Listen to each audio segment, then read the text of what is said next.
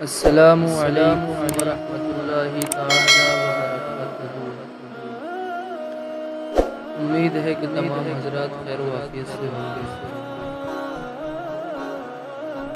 آج جو ہے ہم گفتگو کریں گے کہ عید غدیر کیا ہے۔ عید غدیر ہم منائیں یا نہ منائیں، اور منائیں تو کیوں منائیں، اور نہ منائیں تو پھر کیوں نہ منائیں، اس کی تمام توجیحات کے بارے میں آج ہم جانیں گے۔ بسم اللہ الرحمن الرحیم۔ ویسے تو عید غدیر کی کوئی شرعی حیثیت نہیں ہے۔ اس عید غدیر کا بانی جو ہے عراقی شیعہ حاکم معز الدین احمد بن ابو دیلمی ہے۔ سب سے پہلے اس نے رافضیوں کے ساتھ 18 ذی الحجہ 352 ہجری کو بغداد میں عید غدیر منائی۔ بغداد میں کیا منائی؟ عید غدیر منائی۔ نیز عید غدیر اس نیت سے منانا کہ مولا علی کرم اللہ وجہہ الکریم کو خلیفہ بلا فصل بنایا گیا تھا۔ یہ روافض کی بدعت سیئہ و شنیعہ ہے جو سراسر باطل اور گمراہی پر مبتلا ہے۔ حدیث غدیر جو ہے کہ من مولا فعلی مولا کی شرح جو سیاق و سباق سے ثابت ہے، اس کے مطابق مولا کے معنی خلیفہ و حاکم نہیں بلکہ دوست، محبوب وغیرہ ہے۔ اب حضرت علی رضی اللہ تعالی عنہ کو اس حدیث سے خلیفہ بلا فصل ماننا دیگر احادیث کی صریح خلاف ہے جو کہ گمراہی ہے، کہ حضرت ابو بکر صدیق رضی اللہ تعالی عنہ کے بلا فصل ہونے پر اجماع ہے، کیونکہ افضل خلق بعد الرسول جو ہیں وہ حضرت ابو بکر صدیق رضی اللہ تعالی عنہ ہے۔ انبیاء کے بعد مخلوق میں سب سے افضل یہ کس کا مرتبہ ہے؟ حضرت سیدنا صدیق اکبر رضی اللہ تعالی عنہ۔ لہٰذا اہل سنت پر لازم ہے کہ عید غدیر کے نام پر محافل منعقد کرنے سے بچیں، یہ بد مذہبوں کا شعار ہے۔ حضور ارشاد فرماتے ہیں من تشبہ قوم فہو منہم، کسی نے کسی قوم سے مشابہت اختیار کی تو وہ انہی میں سے ہے۔ اب یہ غدیر کی تاریخ کیا ہے؟ تاریخ کی پس منظر آپ کو بتاؤں کہ یہ رمضان المبارک 10 ہجری میں نبی پاک صلی اللہ علیہ وسلم نے مولا علی رضی اللہ تعالی عنہ کو مال غنیمت کا خمس یعنی 5 کا حصہ وصول کرنے کے لیے یمن کی طرف ایک لشکر کا امیر بنا کر بھیجا تھا۔ اب جب نبی پاک صلی اللہ علیہ وسلم حجۃ الوداع کے لیے مکہ مکرمہ تشریف لے آئے، یہیں قیام کے دوران مولا علی رضی اللہ تعالی عنہ مکہ مکرمہ پہنچ گئے یمن سے، اور خمس یعنی نبی پاک صلی اللہ علیہ وسلم کی بارگاہ میں پیش کیا 5 حصہ۔ اس سفر میں مولا علی رضی اللہ تعالی عنہ کے بعد ساتھ کو آپ کے کچھ فیصلوں سے خلاف ہوا۔ سفر سے واپسی پر انہوں نے نبی کریم صلی اللہ علیہ وسلم کی بارگاہ میں اس بات کی شکایت کی۔ اس پر نبی پاک صلی اللہ تعالی علیہ وسلم نے غزیر خون بمعنی تالاب خون، ایک جگہ ہے جفہ منزل سے 3 میل دور ہے، کے مقام پر خطبہ ارشاد فرمایا کہ جس کا میں مولا کہ علی مولا، جس میں علی رضی اللہ تعالی عنہ کے فیصلوں کو درست قرار دیا اور ان کے ساتھ عقیدت کا معاملہ رکھنے کا اور بدگمانی سے بچنے کی تلقین فرمائی، کہ بدگمانی کے تعلق سے اللہ رب العزت نے قرآن مقدس میں ارشاد فرمایا یا ایھا الذین آمنوا اجتنبوا کثیرا من الظن، اے ایمان والو زیادہ گمان کرنے سے بچو، کیونکہ بعض ظن جو ہے وہ گناہ ہوتے ہیں، اور ایک دوسرے کی گفتگو نہ کرو، غیبت نہ کرو، کیا تم میں سے کوئی پسند کرے گا کہ وہ کرے ہوئے بھائی کا مذکورہ بالا حدیث پاک کے متعلق المستدرک السنن الکبری فضائل الصحابہ احمد بن حنبل تفسیر کتب احادیث اور جو ہے حدیث پاک یہ ہے کہ حضرت بریدہ اسلمی رضی اللہ تعالی عنہ وہ کہتے ہیں کہ میں حضرت علی رضی اللہ تعالی عنہ کے ساتھ جو ہے یمن کی جانب گیا، میں نے جفوا کو دیکھا کہ میں حضرت علی رضی اللہ تعالی عنہ یمن کی طرف گیا، تو میں نے ان میں کچھ نامناسب باتیں دیکھی، تو میں نے حضور سید عالم صلی اللہ علیہ وسلم کی بارگاہ میں حاضر ہو کر مولا علی اللہ تعالی وجہ الکریم کی طرف نقص کی نسبت کر دی، تو نبی پاک صلی اللہ علیہ وسلم کا چہرہ متغیر ہو گیا۔ ارشاد فرمایا اے بریدہ، کیا میں مومنوں کا ان کی جانوں سے زیادہ مالک نہیں ہوں؟ میں نے عرض کی کیوں نہیں یا رسول اللہ، بالکل، جس کا میں مولا علی بھی اس کے مولا ہیں۔ یہ حدیث یہاں ذکر کی گئی ہے اور یہ مسلم کی شرائط کے مطابق صحیح ہے، لیکن شیخین نے اس کو روایت نہیں کیا ہے۔ مذکورہ تفصیل سے یہ بات بخوبی معلوم ہو جاتی ہے کہ غدیر خم کے مقام پر حضور جان نور صلی اللہ علیہ وسلم کا مقصد مولا علی رضی اللہ تعالیٰ عنہ کی امامت و خلافت کو بیان کرنا نہیں تھا، بلکہ ان شکوک و شبہات کا ازالہ مقصود تھا جو مولا علی رضی اللہ تعالیٰ عنہ کے متعلق بعض لوگوں کے ذہنوں میں پیدا ہوئے تھے۔ اس لیے مولا علی رضی اللہ تعالیٰ عنہ کی برات کے اظہار کے بعد محبت کا حکم ارشاد فرمایا۔ لہذا حدیث پاک میں لفظ مولا سے مراد خلیفہ بلا فصل نہیں بلکہ دوست اور محبوب ہے، اور اگر نبی پاک صلی اللہ علیہ وسلم کا مقصد مولا علی رضی اللہ تعالیٰ عنہ کی امامت و خلافت کو بیان کرنا ہوتا تو صاف طور پر واضح الفاظ میں اس بات کا اظہار فرما دیتے کہ حضرت علی رضی اللہ تعالیٰ عنہ میرے بعد خلیفہ ہوں گے۔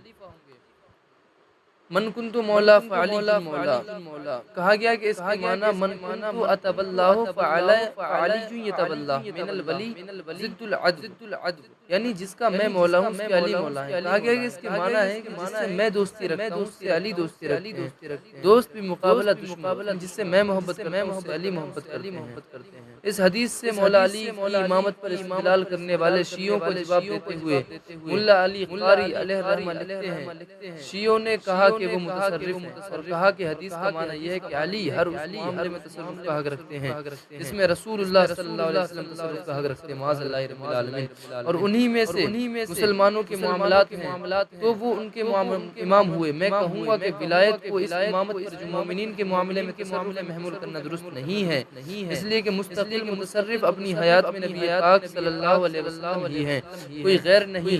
واجب ہے کہ اسے محبت اور اسلام کی ولا اور ان دونوں کے مثل پر محمول کیا جائے۔ حکیم الامت مفتی احمد یار خان نعیم علیہ الرحمہ فرماتے ہیں مولا کے معنی میں دوست، مددگار، آزاد، غلام، آزاد کرنے والا مولا۔ اس کے معنی خلیفہ یا بادشاہ نہیں، علی کہتے ہیں۔ رب فرماتا ہے فَإِنَّ اللَّهَ مَوْلَاهُ وَجِبْرِيلُ وَصَالِحُ الْمُؤْمِنِينَ۔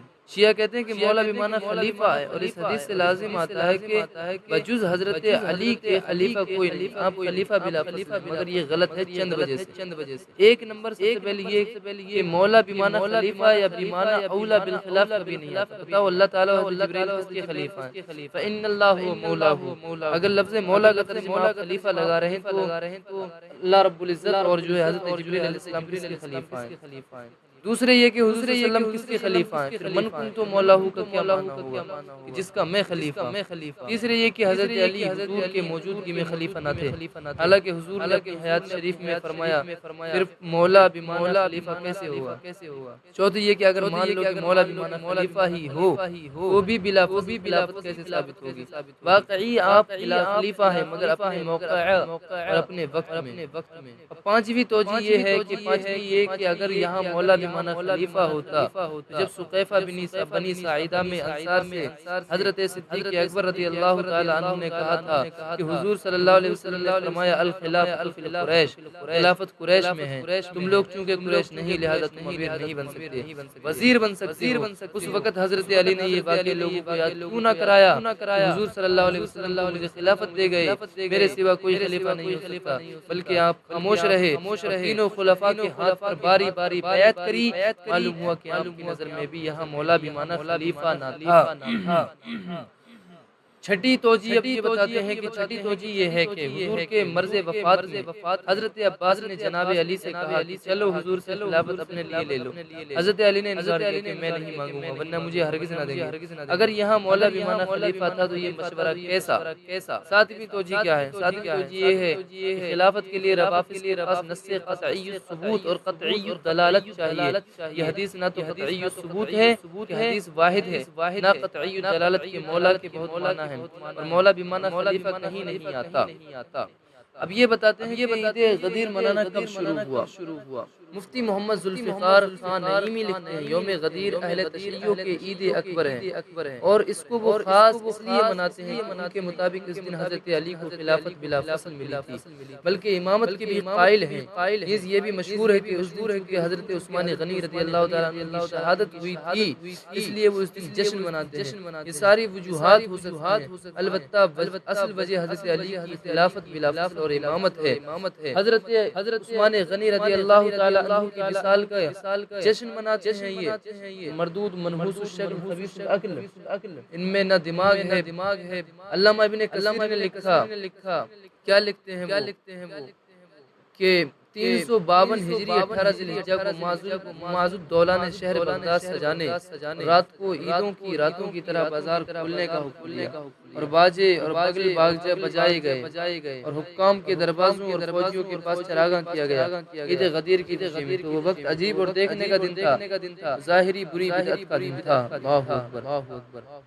اور بھی اس میں بہت ساری روایات ہیں، جو ہے ایک حدیث پاک ہے کہ میرے بعد ابو بکر و عمر رضی اللہ تعالی عنہما کی پیروی کرنا۔ حدیث پاک جو ہے یہ اقتدوا بالذین من بعد ابی بکر و عمر، بخاری شریف میں حضرت ابن عمر رضی اللہ تعالی عنہ فرماتے ہیں کننا نخیر بین الناس فی زمان النبی صلی اللہ علیہ وسلم فنخیر ابا بکر ثم عمر بن الخطاب ثم عثمان بن عفان رضی اللہ تعالی عنہ۔ ہم لوگ نبی کریم صلی اللہ علیہ وسلم کے زمانے میں ابو بکر رضی اللہ تعالی عنہ کو سب سے افضل سمجھتے تھے، پھر عمر بن الخطاب رضی اللہ تعالی عنہ، پھر عثمان بن عفان رضی اللہ تعالی عنہ۔ شرف الفقہ الاکبر میں ہے افضل الناس بعد رسول اللہ صلی اللہ علیہ وسلم ابو بکر صدیق ثم عمر بن الخطاب ثم عثمان بن عفان ثم علی بن ابی طالب، کہ سب سے افضل سید عالم صلی اللہ علیہ وسلم کے بعد کون ہے؟ حضرت ابو بکر صدیق ہیں، پھر عمر، پھر عثمان، پھر جو ہے رضی اللہ تعالی عنہ ہیں۔ اور پہلی دلیل جس سے افضلیت ابو بکر صدیق پر استدلال کیا تھا وہ یہ کہ نبی کریم صلی اللہ علیہ وسلم نے اپنی تکلیف کے دنوں اور راتوں میں لوگوں پر امام مقرر کیا، اسی لیے صحابہ کرام رضوان اللہ علیہم اجمعین نے فرمایا کہ جس شخص کو رسول اللہ صلی اللہ علیہ وسلم نے ہمارا دینی رہنما پسند فرمایا ہم اسے دنیاوی رہنما کیوں نہ پسند کریں۔ فتاوی ہندیہ میں ہے، اور اگر کوئی فضیلت دے حضرت علی کرم اللہ تعالی وجہہ کریم کو حضرت ابو بکر صدیق پر تو وہ کافر نہیں ہے مگر وہ مبتدی بدعتی ہے۔ اگر رد المختار میں ہے، اگر کوئی شخص حضرت علی رضی اللہ تعالی عنہ وجہ الکریم کو حضرت ابو بکر حضرت عمر رضی اللہ تعالی عنہ کو فضیلت دے وہ بدعتی ہے۔ تو اس کا اصل مقصد ہم کو پتہ چلا۔ اعلیٰ حضرت علی قاری کے حوالے سے فرماتے ہیں ہمیں کافروں اور منکر بدعات کے مرتکب لوگوں کے شعار کی مشابہت سے منع کیا گیا ہے۔